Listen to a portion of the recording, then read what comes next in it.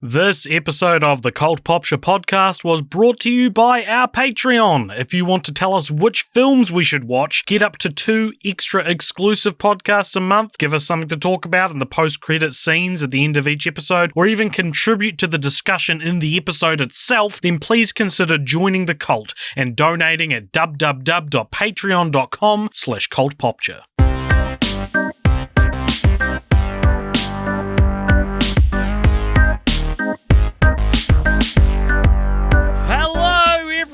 And welcome along to an episode of the Cult Popture podcast where we're going to do something a little bit different.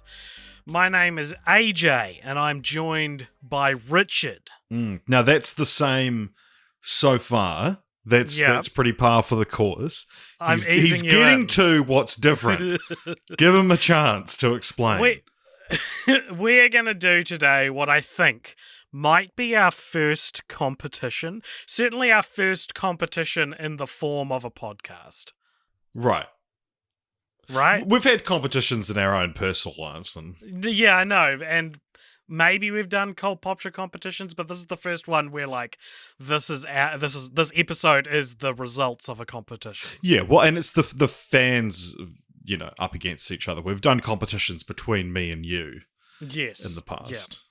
Yeah, but this is a competition between our listeners, and there is a prize involved for what we judge as first place. And do we want to let people know what that prize is, Richard? Yeah, we'll send you some Cult Popture patches. Limited edition. Who would have guessed that could have been the prize? I mean, the merch we've been trying to move. To move, yeah. We'll sign. I'll send you one of my business cards. I've got a stack of business cards next to my desk. What else have I got around here? Empty McDonald's hot chocolate cup. Okay. Yeah, all right. I'll send you a word of the day from my calendar. Oh, that'll be good.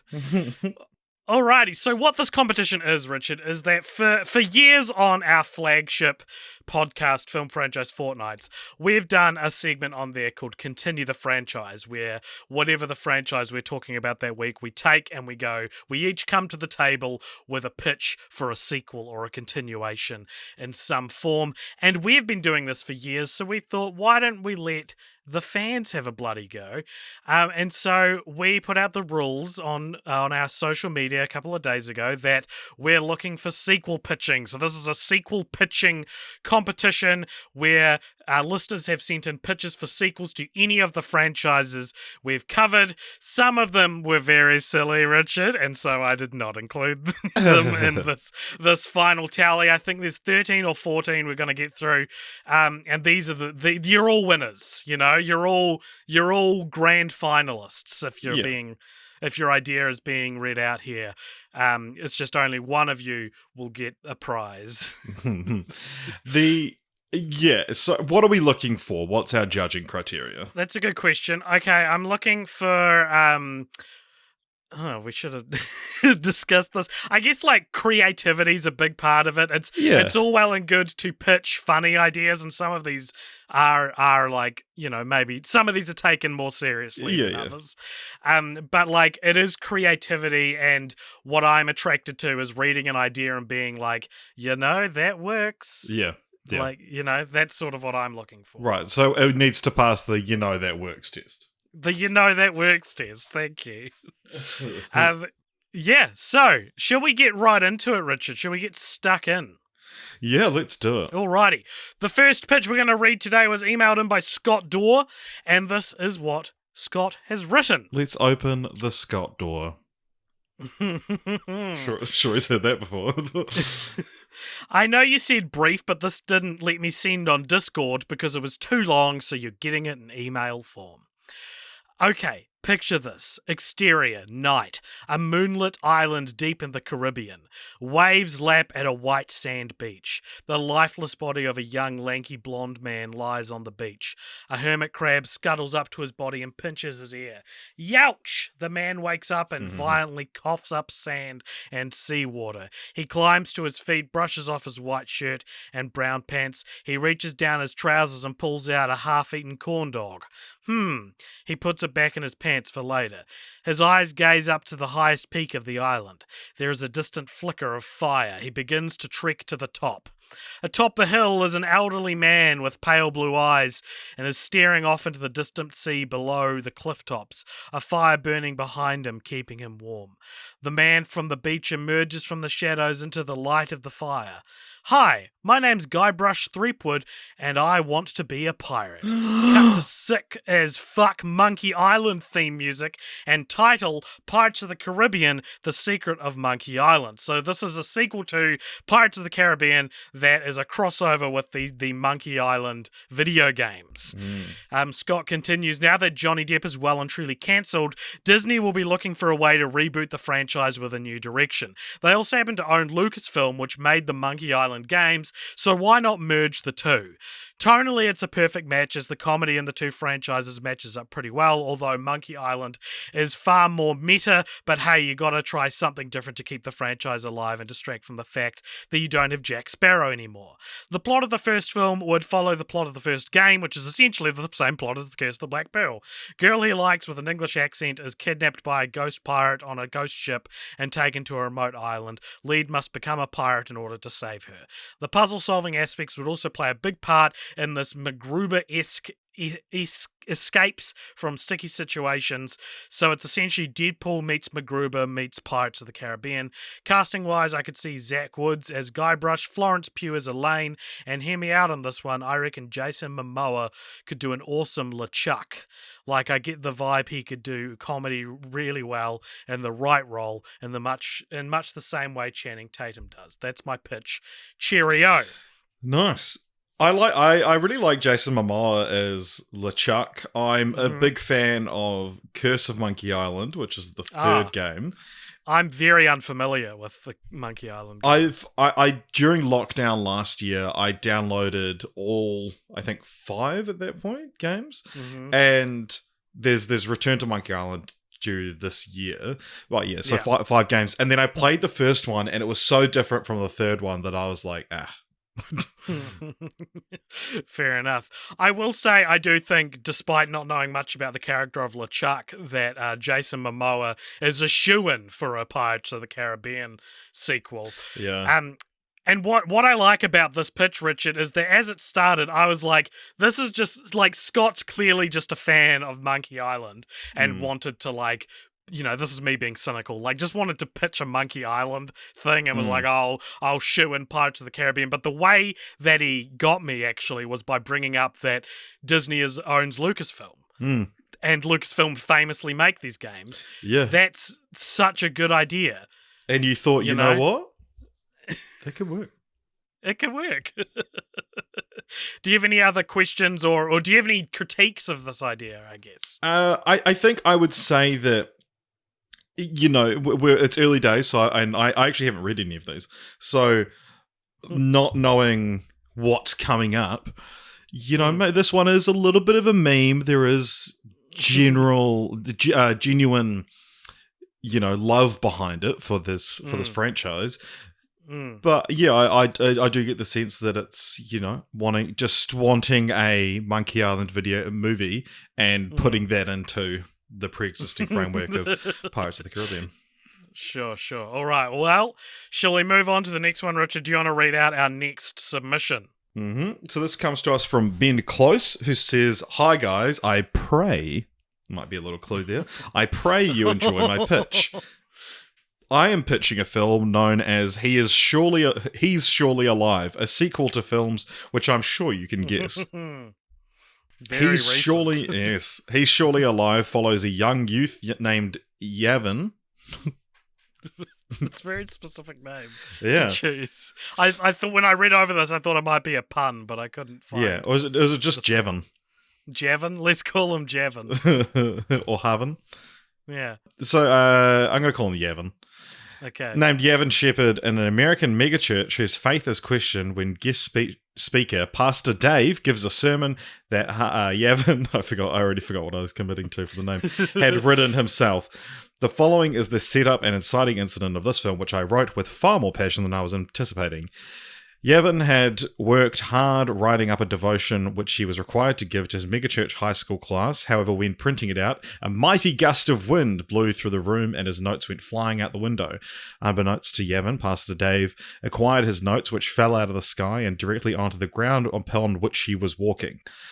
After hearing the sermon that very next Sunday morning, Yevon humbly approaches Pastor Dave after donating $20 to his travel fund and asks where he got the idea for his sermon from. Pastor Dave simply states divine inspiration and moves on to the next patron. I see where Ben is going with this now.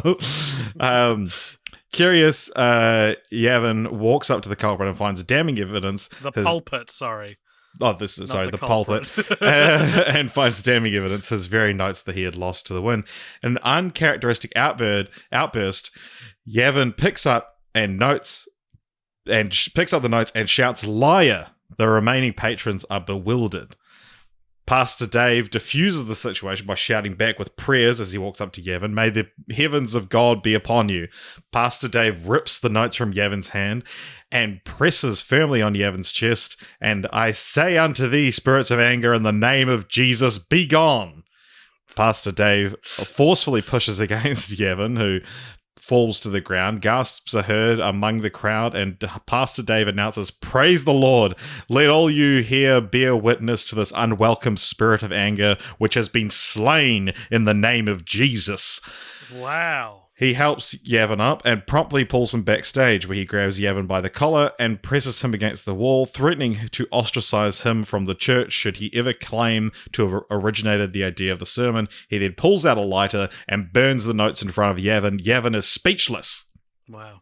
Pastor Dave decides to double down and publish his sermon as a series of 40 tweets, citing that the words were given to him directly from the heavens above. It goes on to become the highest voted faith-based tweet on the platform, earning much fame and fortune for Pastor Dave.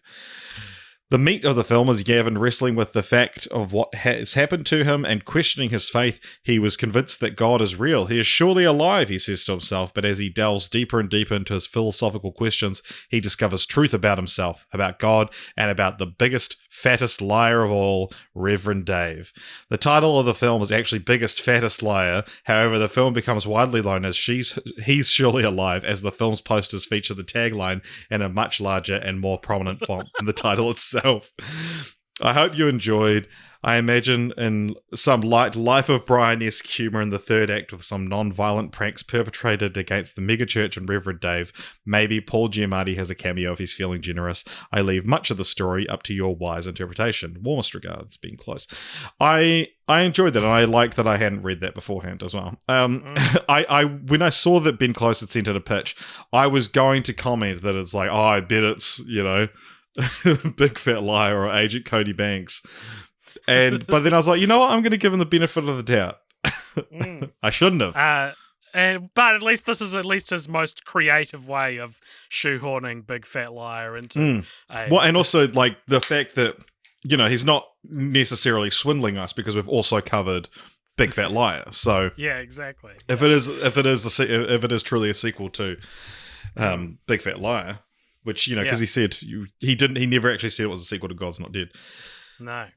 Yeah, so I think while this is a silly entry, it is also very well thought out, and I liked the twist there, and I like how much he's like, I think a good continue the franchise from like our perspective is one where we like just make up the real world ramifications of what would happen. Yeah, he talks about how like the title of the film is actually Biggest Fattest Liar, but it comes widely known as He's Surely Alive, as the film's poster features the tagline in a much larger font. Like, that's something we would say in a continue the franchise pitch. Yeah, good stuff, Ben. Alrighty, the next one we've got here is from Macaulay Quinn. And he says, I'd love to see a new Gremlins, one that's closer in tone to the first film than its sequel. That is more horror comedy than comedy horror. The way I would do it, I'd try to position the Mogwai almost like a natural disaster, a force of nature. They're wild animals. They hit hard and fast, and they're there 1 minute and gone the next. Oh, like locusts, like some kind of plague. A small Midwestern town is hosting their tricentennial celebrations, an event which is bringing in a lot of different people, press, tourists, etc., etc.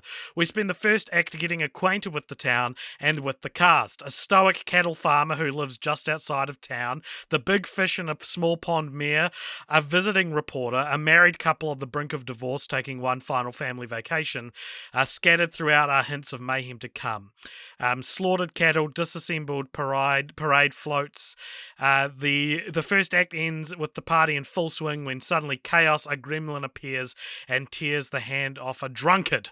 I haven't heard the word drunkard in a long time. People begin to panic, trying to escape the vicious little monster, but find their path blocked by another one of the creatures. Suddenly there are dozens of the things, then hundreds. The chaos effectively splits the cast off into small groups, and we spend the rest of the film ping-ponging between them all as they try to survive till sunup. My favourite thing about this is that this could so easily be a lot closer in tone to Gremlins 2. Right, sure, yeah, you're so right. I like that Macaulay's provided us with like a plot structure and characters and like a setting. Not all of these have that, so I think this is a really good idea. I think the pitching the Mogwai as being like a force of nature is kind of, I mean, even though I think is trying to move away from Gremlins 2 here, it is sort of like an evolution of that, where there's shitloads of them. It could also be like a metaphor for COVID, and then we've got a current film. It's got a current message. Richard, the next pitch we've got is also a Gremlins 3 pitch, which is why I put them next to each other, because I thought it was funny that multiple people sent us Gremlins 3 pitches of all franchises we've done. Do you want to read that one out? Sure thing. So this is from Mike Noyes. Gremlins 3, The Next Generation. Billy is now a dad and has a teenage kid of his own. His kid discovers that he has been keeping Gizmo safe all these years. He also lives up in Alaska where the sun goes down for months at a time. The kid befriends Gizmo and accidentally gets him wet at the beginning of the 3-month-long nighttime. I like that. Very nice. Gremlin hijinks ensues with no chance of sunlight ending the terror. You can introduce the quirky characters of the small town and they can all team up to fight the gremlin onslaught. I like the idea that this is like, it would be similar in tone to like Insomnia, the Chris Nolan film. 30 Days of Night, the vampire movie. Yeah. I think we could combine Mike and Macaulay's Gremlins 3 ideas into one. Like, Macaulay specified a small Midwestern town. Why not make this 3-month night in Alaska, Or it just happens in the Midwest in this small town. Yeah. No, I think these could work. I think these both could work.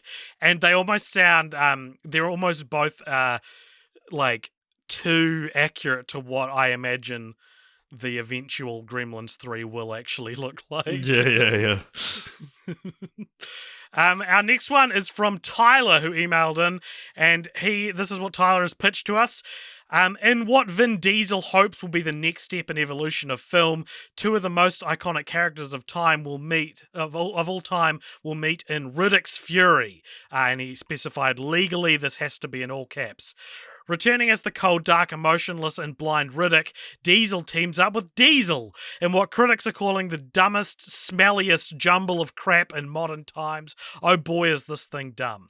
When Dom Toretto holds the keys to Riddick's face but is off-world over 10 trillion... What did I say? Face. Oh, sorry. Holds the key to Riddick's fate but is off-world over 10 trillion light-years away.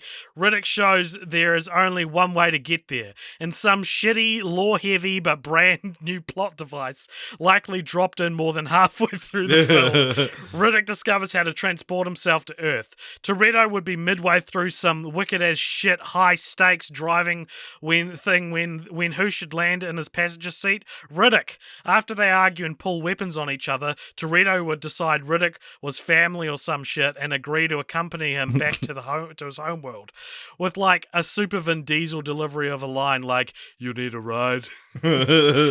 Dom would then go with Toretto his way across space with Riddick.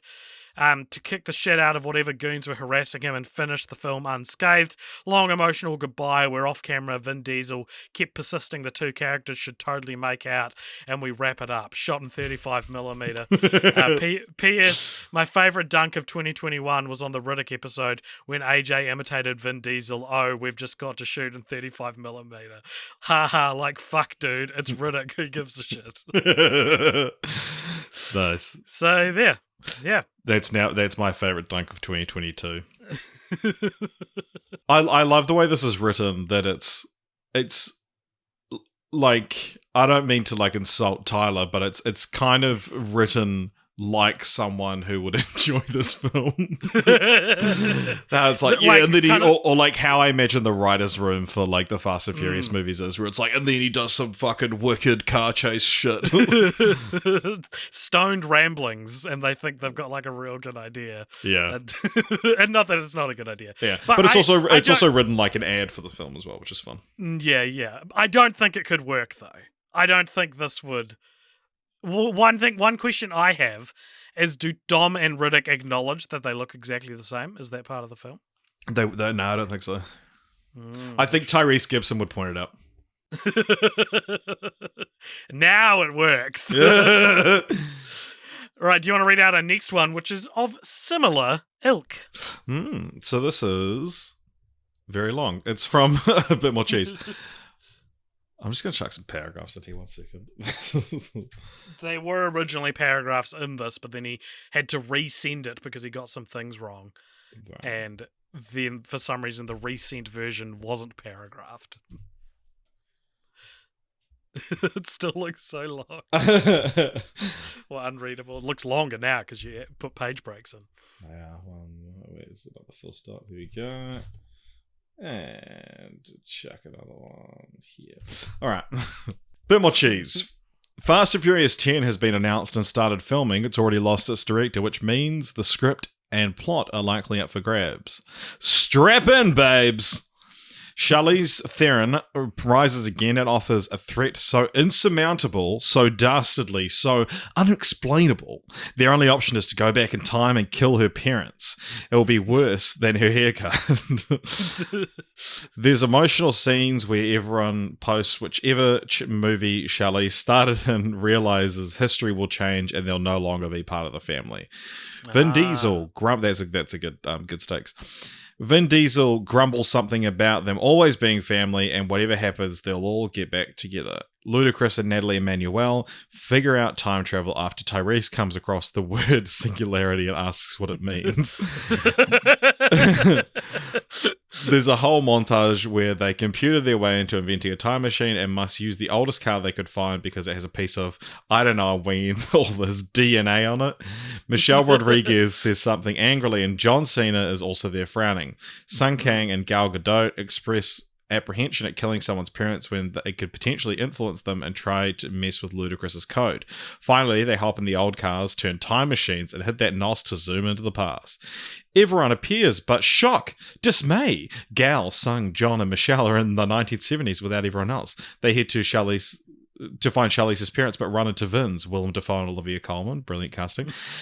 Vin, Luda, Natalie, and Tyrese appear in an unknown time. Team 1970s go on a classic car-filled quest only to discover that Vin and Charlize were switched at birth, and she's actually the daughter of Dafoe and Coleman, who are evil, and they have a classic car chase to get baby Vin Diesel back, who obviously doesn't cry, just grumbles.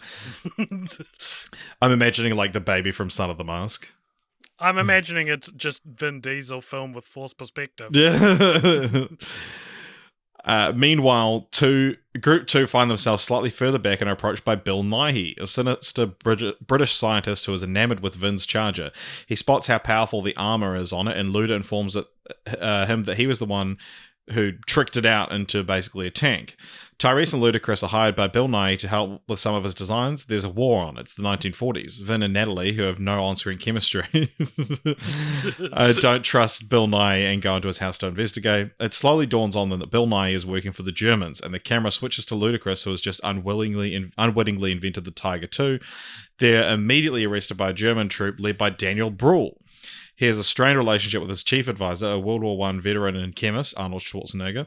Fortunately, Tyrese's sense of humor and general demeanor lead them to form an alliance with Schwarzenegger, who of course ends up betraying the Germans. In the 1970s, Coleman and Defoe get the upper hand and are clearly toying with our heroes, blasting them with various weaponry during a high-speed chase through the mountains. They're carrying baby Vin the whole time, who bites Coleman's finger. Vin and Natalie meet up with an escaping Ludacris, Tyrese, and Arnold, who manage to flee Arnold's underground laboratory in his native Alpine village, where he's been experimenting with jet propulsion on standard automobiles. Tyrese comments that it's like the NOS they use, and Arnold asks what he's talking about, leading to Ludacris inventing NOS. This is used to end up saving the day at the last minute, blowing Bill Nye and Daniel Brühl sky high as their tanks invade the village. Flash forward to the 1970s. Defoe and Coleman are telling them how they'll turn baby Vin into an agent of evil. However, as Sung and Gal find a family tree revealing that Bill Nye is Olivia Coleman's father, and as Brühl and Nye blow up in the 1940s, Coleman disintegrates, and a shocked Defoe drops from their helicopter, letting go of baby Vin Diesel, who is caught by a diving John Cena, who vanishes into the flaming helicopter wreckage. He sacrifices himself to save his brother. Those in the 40s flash forward to the 70s to witness Cena's death, not knowing how to find Vin's parents, put him up for adoption, saying he'll one day find his family. Getting back to the present, the remaining family members besides Tyrese and Luda are all separated and have never met due to the time meddling, nor have they had to battle Charlize. Wow. Tyrese and Ludacris hunt down Schwarzenegger's descendant in the Alps. AJ, choose your own actor here. I'm so tired. Let's go. Adam Driver. No. I need to stop relying on Adam Driver. Let's go. Adam Scott. What about Michael Fassbender? Sure, let's do it. Who takes them to a beer hall during Oktoberfest. There, all surviving family members happen to be vacationing at the same place and meet for the first time, becoming friends. Vin, at the end of the night, is at the bar drinking a Corona and says to Michelle how it feels like he knew her in another life, and she tells him she already feels like their ... family. So there's a couple of things maybe we should ignore here. One is that we've already seen Dominic Toretto's father in F9. And the other is that Gal Gadot's character has been dead for 4 movies. But what I will say about this is that while ridiculous, if they were going to do a Fast and Furious about time travel, I imagine this is exactly what it would be. Points for accuracy, I guess. And you know what? Feels like it's exactly right. I'll say it. That could work. I think that was brilliant. Thank you, Bitmochers. That was thank you so much. Yeah, it was very, very well thought out, and I when you're actually able to sort of visualize the entire movie on your head, that was great. Aaron from the Swamp has messaged us and said, another idea for a Frozen sequel. It's kind of mentioned in the podcast when you reference fire powers, and there are still elements that need ironing out with this concept. So as the podcast mentioned, thematically the first movie was all about winter, whilst Frozen 2 featured more autumnal imagery. The natural progression... Autumnal's such a good word. It is such a good word. The natural progression of this would make sense to feature either summer or spring. For my pitch, I would suggest summer and a clash between the two seasons. The main antagonist, also female, would be Elsa's summer equivalent, and their own journey through the movie would mirror Elsa's character development through the first and second film, i.e. the antagonist's personality would exhibit typical negative summer traits such as hot-headedness, short temper, overly intense outbursts of emotion, and they are largely misunderstood for these qualities.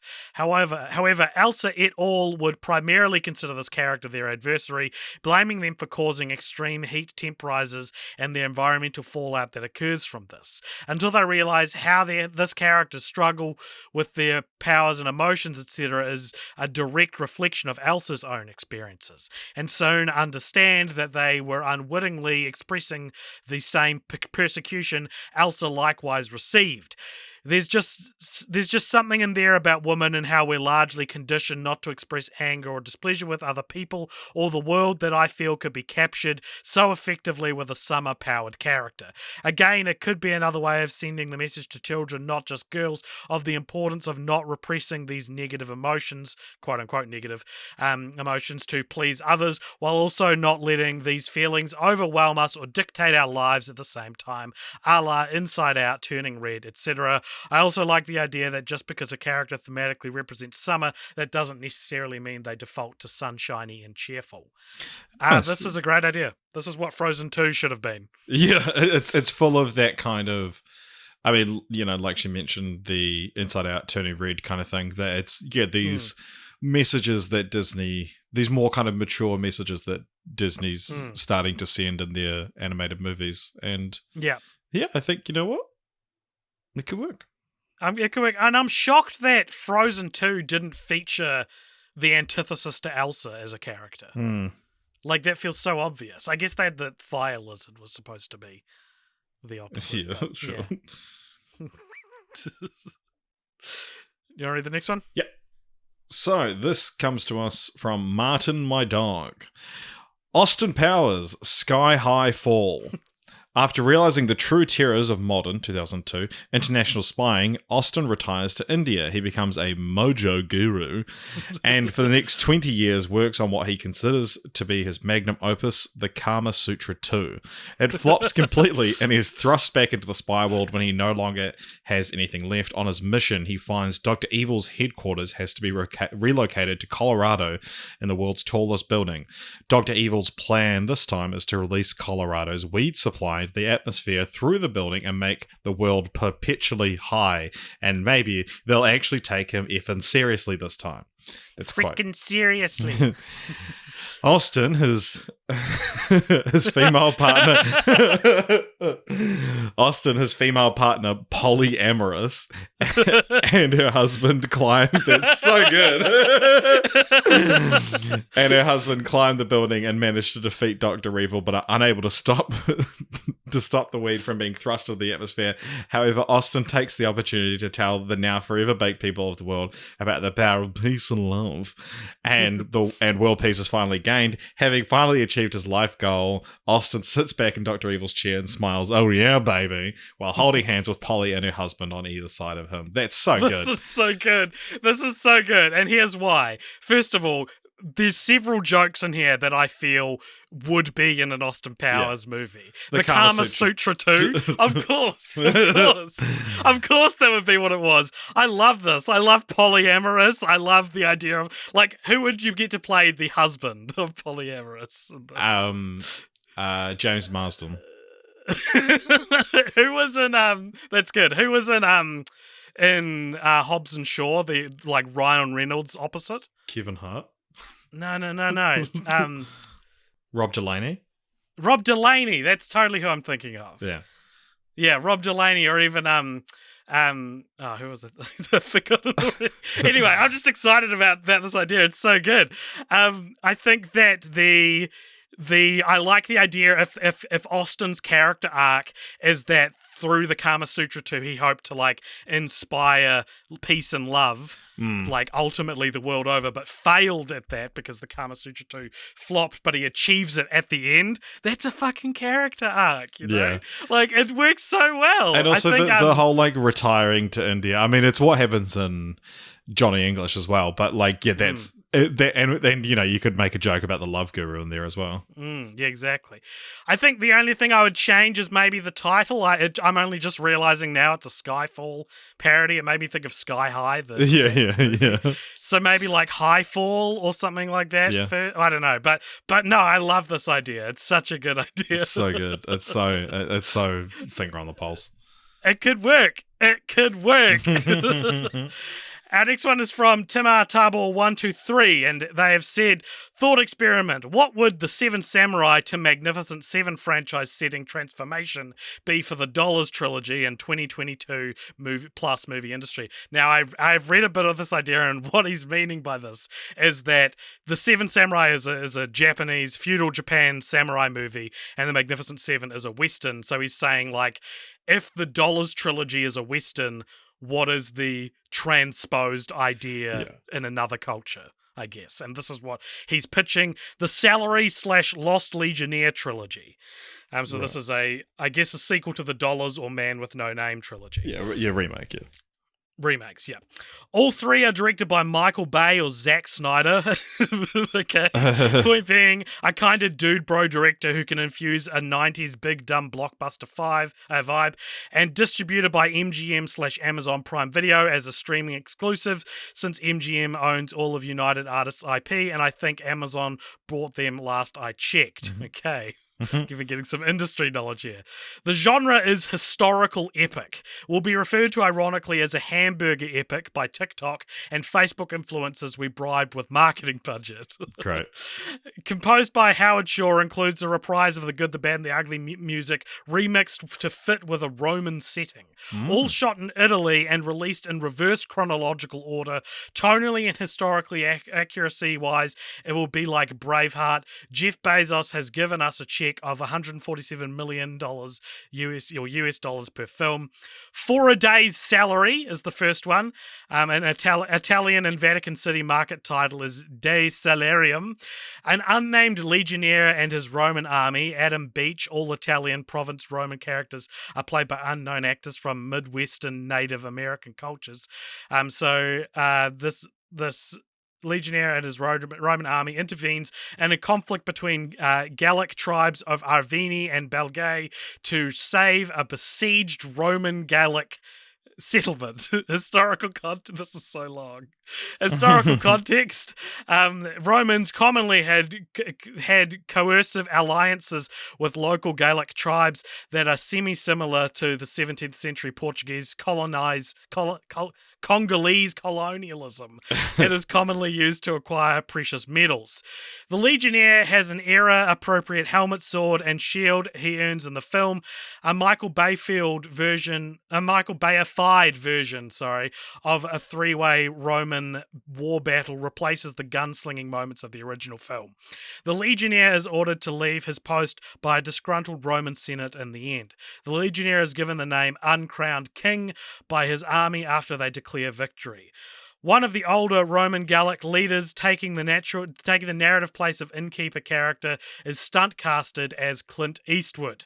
Cue endless fan speculation that this is a reverse of the Gladiator 2 screenplay situation with The Man with No Name. So I guess that The Man with No Name lived forever. Yeah. The second one is called For Another Day's Salary, or Nam alias Dies Salarium in Italian and Vatican City markets. What do you think the Vatican City market is like? Yeah. A younger version of the Legionnaire teams up with a pompous Roman senator nicknamed Etna for his explosive anger to hunt down a bandit robbing from the poor of Rome. They clash akin to a buddy cop duo due to the divide between their aristocratic senate and army-based populist view of Roman society. The town fashions the Legionnaire a helmet with the medal he retrieves. The Legionnaire goes by the Soldier by his superiors and Mars by local peasants. And finally, Logos, Ethos, and some Pathos, or Logos, Ethos, et Quidam Pathos in Italy and Vatican City. A snobby upper crust member of Roman high society is casted out by political rivals and forced to live in dregs of the Roman ghettos in the province of Macedonia, thus forcing him to form a plucky Roman legion with an African grifter as his second in command that goes by the name Penelope, played by Aisha Tyler. And they've specified here in the Roman province sense of the word, i.e. area that occupies modern-day Tunisia. She is our Tuco Riff, right? So she's not African as we might think, but the Roman version of African. The graveyard treasure MacGuffin is now the tomb of Alexander the Great that has enough wealth to build the young outcast a mighty army that would go unmatched in the whole of Rome. Penelope wants the wealth to aid the poor of the empire. The main corrupt senator that did the deed is our Angel Eyes role, Wes Studi. The three-way duel is a three-way sword duel, and the bit with the Tuco equivalent being spared is played off as a kinky knife fight, implying a new romance angle to the dynamic. I like that a lot. Mm-hmm. This is the only scene with a female character we let Bay direct himself. Everything else is second unit. The Legionnaires is simply called Barbarian here, reflecting his low social class, until we cut to a post-credit scene taking place after for a day's salary, where the Legionnaire stands trial in Rome and states his full name, Gaius Julius Caesar. Full series credits, the nostalgic credits thing they do in Shrek the Final Chapter, reveals the names for Etna and Penelope as Pompey and Capernia, respectively. All right. Not only could this work, with some tweaking, these don't even have to acknowledge the movies you're ripping off. I think, Tim. Yeah. I think you've just pitched us a legitimate screenplay. Yeah, that can work on its own. Yeah, I mean, like it is funny that it's like, because not having read this in advance, I was like, okay, all right, we got like how do these like samurai western movies look in today's modern big dumb blockbuster, and then you pitch us this like quite well researched like very you could have said this was directed by Ridley Scott or something like that, and I wouldn't have been like, these seem a bit stupid for if anything, it seems a bit smart for Zack Snyder or Michael Bay. Well, maybe Michael Bay, but No, yeah, you're right, actually. Zack Snyder could do it. Yeah. Well, the next one is also, surprisingly, a man with no name continue the franchise. It's such an interesting insight into everyone's, like, what people think about, and also just, like, each person's sense of humor and, like, because clearly the ancient Rome stuff is something that Tim Artabor is clearly very interested in, or just decided to do a lot of research for this. But yeah, no, it's very, very fascinating. So Greg from the Kingdom of Sleep said, all right, so hear me out. Okay, all right, you've got your platform, Greg. Modern reimagining of Yojimbo / Fistful of Dollars. Instead of a gunslinger coming into a town with two rival gangs, you have a mercenary coming into a small nation war zone being fought over private military corporations, and you station the protagonist as having some kind of old school human approach to combat, where these PMCs are just there for profit. Same plot beats and pacing, if it ain't broke, right? I wouldn't say Fistful of Dollars is necessarily not broke. But make the protag ex-US military so it plays up honor and selflessness, and they'll damn near finance the whole thing. Call it something punchinary like The Mercenary or SEAL or Warzone. If you want to be really cynical, put it in a nameless Eastern European setting and really push the dignity of these civilians. And honestly, I'm making myself a little sick at this point. Yeah, I'm getting a little sick as well, and I feel like this would fit better maybe 10 years ago when this stuff kind of flew under the radar a little more than it would now. I thought they're probably called like American propaganda now. This could have been, Michael Bay 10 years ago, Yeah. Vinny from TPE has suggested Neon Genesis Evangelion 1+1, I Am Not Your Pilot. Set in the rebuild timeline between 1.11 and 2.22, we follow the American branch of Nerve in the weeks before their base was destroyed in a mysterious explosion. We follow our main protagonist, Abel, as he is picked by the Marduk Institute to be the pilot of Ava Unit 4. Coming from a military family background, Abel feels the perfect candidate to pilot an Ava. He passes every single test with flying colours. What he doesn't know is that he is so good because the angel inside of his Ava wants to get stronger and stronger before striking and wiping the base off the face of the earth. What do you think? Nice. I'm really struggling to remember bits and pieces of what Vinny's talking about. I really like the idea of exploring other branches of Nerve. And I think Hideaki Anno has said, I'm leaving Ava, but I don't think this is the end of Ava. And I think this is how you would continue that, have someone else take over and do something like this. And the idea of the Ava being an angel and working against what Abel thinks is, working towards. And also I like the fact that Abel's a biblical reference as well. True. I mean, quite a loaded biblical reference as well, because he dies in the Bible. Wow. It's probably the most famous thing about the character of Abel. Well, he's got a brother, I know that. Yeah. Exactly. Who kills him? Oh my god. That's the most famous thing about the brother. One thing I like that Vinny's done here is he's taken advantage of the very sort of eclectic titling scheme of the Evangelion movies by calling this 1+1. Yeah. Which is totally what it would be called if it was a midquel, you know? Yeah. And also, like, you'd have the Plus series, you know? Yeah, exactly. Gotta say, Vinny, genuinely good idea. don't know what more to say about it. Nick, do you want to read the next one? Yep. So this is CGB, this is for Lethal Weapon. Lethal Weapon, an untitled sequel that ignores the events of 4, primarily because I haven't seen it and I don't have much interest in it. There's a lot of talk about cell phones. It ignores the advent of cell phones. Riggs and Murtaugh, determining that they were both too old for this shit, have retired.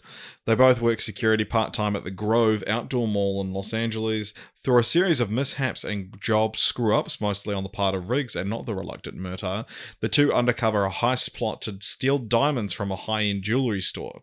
The team are professionals, so they know that they have to bring this matter to the police. However, this is no longer Riggs and Murtaugh's police department. People who were rookies when the pair retired are now promoted or have moved away, and furthermore, technology rules the day. There's those cell phones.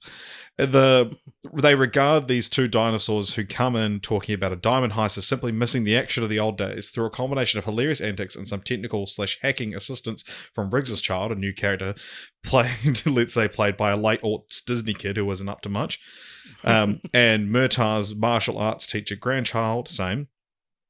The two will prove to the world that they are still a ... lethal weapon. To be honest, I ran out of steam precisely during that last sentence. Nice. I like this idea. I think though that I thought this was going somewhere with, like, you know, you go, and then turns out the modern day police department that it was gonna be more of like a ACAB sort of thing. But then and I think you could definitely put that stuff in there. I don't think the Lethal Weapon estate would necessarily go for that, to be honest. Yeah, and if you look at those the old Lethal Weapon movies, you're probably not going to have Riggs and Murtaugh coming in and being like, "Wow, the cops are racist now." I'm not sure this could work. First time on the podcast I'm gonna say this. I think they're probably both literally too old for this shit. Like, well, there is still talk of a Lethal Weapon 5. Yeah, that's true. As recently as the last year or two. But I think the director died. So, like, what better proof do you have that the characters or the franchise is literally too old for this shit when the director has died? Yeah, but I like the idea though of a diamond heist, which is such like an old school crime, and then no one kind of believing them, that it's like, you know, you go there and they're like, look, we're disc jockeys, you know, most of the time. Like, police work isn't about diamond heists, you know. It's about police work used to mean something, but now ever since the woke got in control, ever since Joe Biden became president, everything's too woke now, and we're not allowed to solve diamond heists anymore.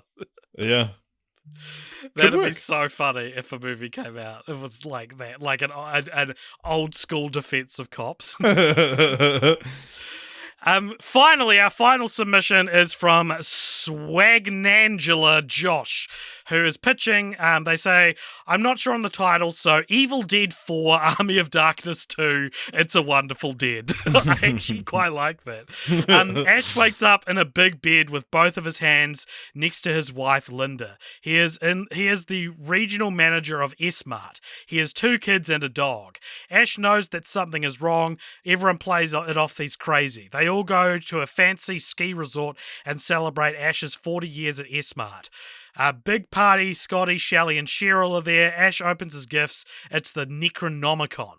The book laughs at him. Everyone else at the party is a deadite, including the kids and dog. The rest of the movie is them torturing Ash as he fights them off throughout basically the Overlook Hotel. Ash wins. Goes to sleep at the end, wakes up, and it's revealed to be a midquel that happens in his dream after Army of Darkness. Bruce Campbell wins the Oscar and everyone cries. It's a bit of a haberdashery of ideas there, but the It's a Wonderful Dead did make me think that this was going to go more into that the world of Ash was never alive territory. What would the world look like? And maybe it is that. Maybe we can fold that into it. But I think it could more or less work. I wonder if Ash vs Evil Dead, the TV show, covered a lot of this though. Right. Yeah. I haven't seen it. I was in it. Yeah, I was just about to say you beat me to it. I've tried to watch the scene I'm apparently in, and I cannot see me. Nice. Alrighty, well that is the final submission from our finalists. Congratulations to everyone involved for making it as far as the finalists. And I guess now we're going to crown a winner.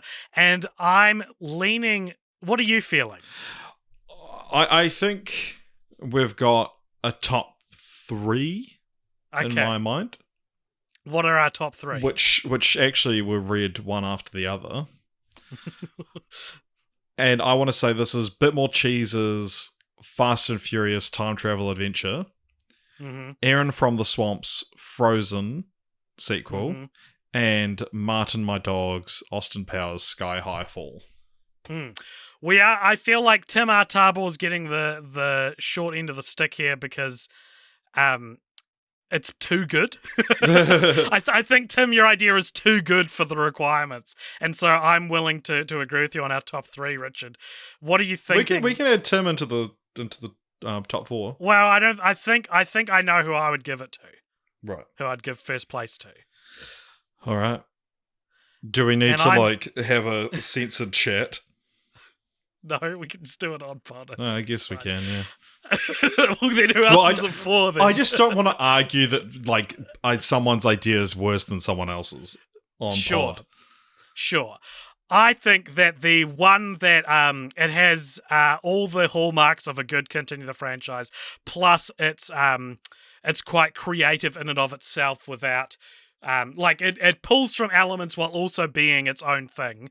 I got to give it to Martin My Dog, Austin Powers Sky High Fall. That's what I'm leaning towards as well. I think just when I read polyamorous and the fact and then even just mentioning her and her husband, you don't have to explain the joke there. Yeah, it's good writing. Yeah.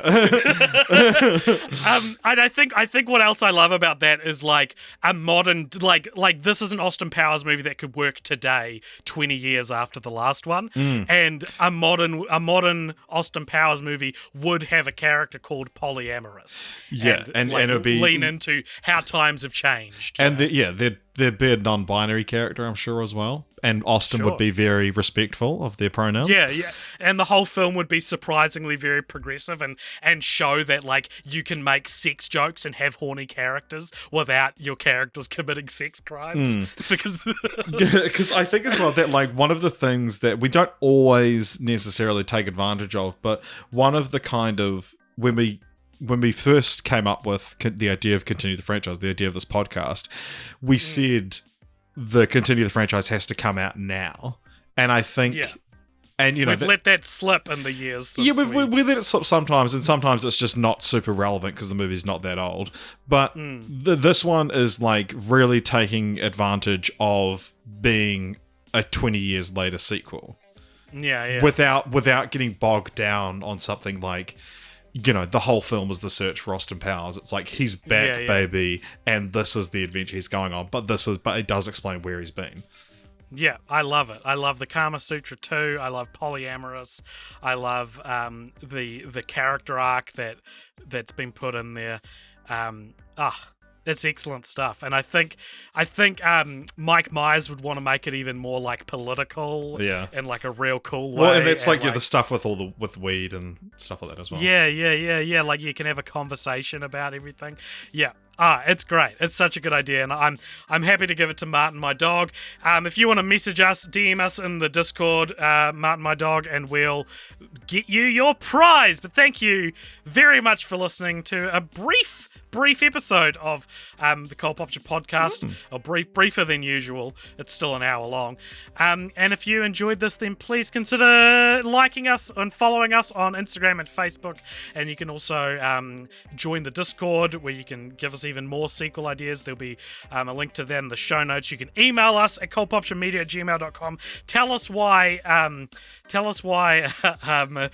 Tyler was snubbed for his Riddick / Fast and Furious crossover in an email. Tell us that. Or if you want to support us financially, you can do that over at patreon.com/coldpopture, where you get all sorts of other treats like secret podcasts and what else do you get? You get to vote on franchises we cover, and you also get to give us something to talk about in the post-credit scene, which is coming up right after this music. Richard, let's pretend I'll see you in the that we've post-credit cut. scene. Yeah, see you there, buddy.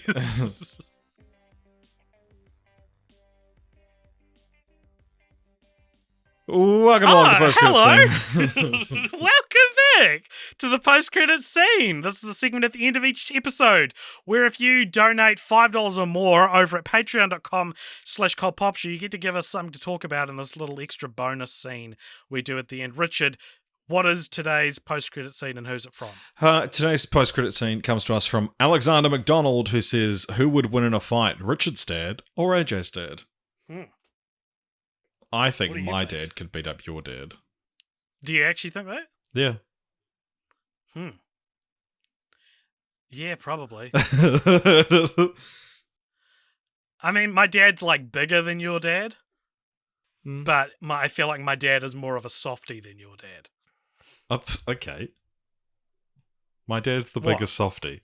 Okay, you can't. He can either be tougher or he can be softer, Richard. You can't have both. Well, no, I think my dad's done like a he likes to stay fit. Was what I was. Right, yeah, and my dad wouldn't hit anyone. My dad would think he was better than fighting. Well, my dad is better than fighting, but it's a question. It's a hypothetical question. Yeah, sure. I think one thing I know is that if our dads spent any time together, they would quickly find massive disagreements on very contentious subjects and probably quite happily fight.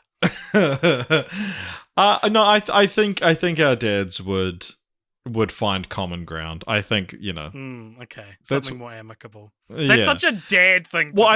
I think, maybe your dad would want to fight and disagree with my dad, but I think my dad's, such a lovely man that he would, not want to fight with your dad about those contentious issues.